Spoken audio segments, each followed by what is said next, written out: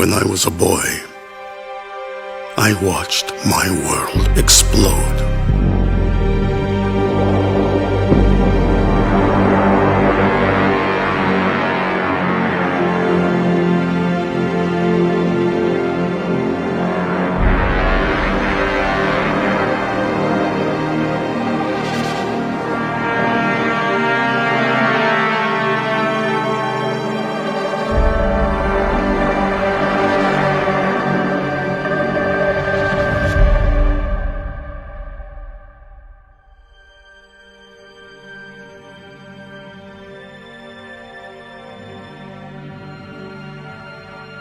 I thought I lost everything in that fiery nightmare. But what I found in the rubble of my childhood awakened me. I was the first lone survivor of Erangle. But I would not be the last. The island showed a scared boy that he could be a survivor. That's what I want for you. To meet your true self. Will you embrace who you're meant to be? Or is this all you are? Will you find a person strong enough to conquer their fear? Or will you die because you were too weak to understand it? Yes, my friend, everyone is searching for themselves.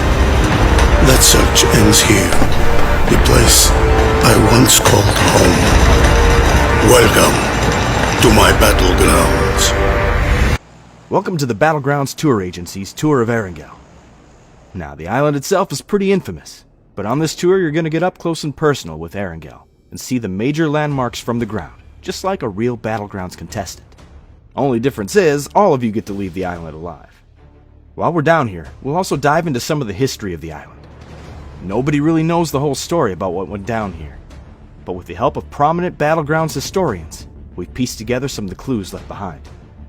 Now, when people still lived here, there was quite the little community on the island. Farmers, laborers, physicians, teachers, even dock workers made up Erangle's economy, and everyone contributed to keep the island a self-sustained place. Even after the military took control of Sosnovka, life kept on like normal for a time. But as the occupying force got more oppressive and more demanding of the population's obedience, well, things started to escalate. Resistance against the military started to rise up, which caused the military to tighten their grip, and so on. Of course, that all ended in 1965 when the bombs started dropping. Anyway, our first stop on the tour is Kameshki. It might look like a sleepy seaside town, but Kameshki was actually quite important to the resistance, as is apparent by their hidden-in-plain-sight base. This was one of several bases set up around the island to monitor what the military was doing and plan strikes against them. And being so close to Stalber, you can bet they were relaying communications of their own. Speaking of, let's head up the mountain. Stalber is one of the highest points on Erangle, and as such was the perfect spot to set up communications arrays.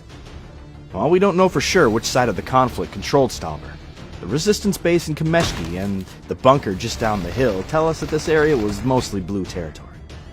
They even flew the flags of their enemy down here to help throw them off their trail. This here is Erangle's infamous crash site. It's nothing compared to that aircraft graveyard down on Sosnovka, but it being so out of place is exactly what makes it interesting.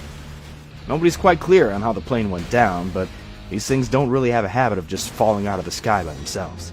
And that was before flight data recorders were widely used, so we might never know what took her down. But she's part of the island now, and part of the tour. Georgopol was a priority for the occupying force, as it housed a large portion of Erangle's population, and was the island's most prominent port, with shipping containers full of supplies from the mainland arriving every week. They set up base in the north of the city and put its jail to good use once the blue flags started flying around. Some of you noticed the cameras around. Those are a more recent addition to make sure none of the Battlegrounds action is missed. They get replaced pretty often with all the bullets flying around. Speaking of surveillance and bullets flying, that mountain outside of Gatka was a prime place to set up surveillance, or even a sniper nest. It's a pretty safe bet that the resistance was up there keeping an eye on the Red Eye. That's it for the first leg of our tour. We'll spend the night here in Gatka and start up first thing in the morning. Just remember, the crew does a great job of cleaning up after a battleground, but if you happen to come across a weapon, just assume it's loaded and alert one of your guides immediately. Last thing we need is to cut the tour short to rush someone back for medical attention. The rest of the night is yours. If you're enjoying the tour, be sure to give us a 5-star review and tell your friends that it was the Battlegrounds Tour Agency that helped you explore the Battlegrounds like never before.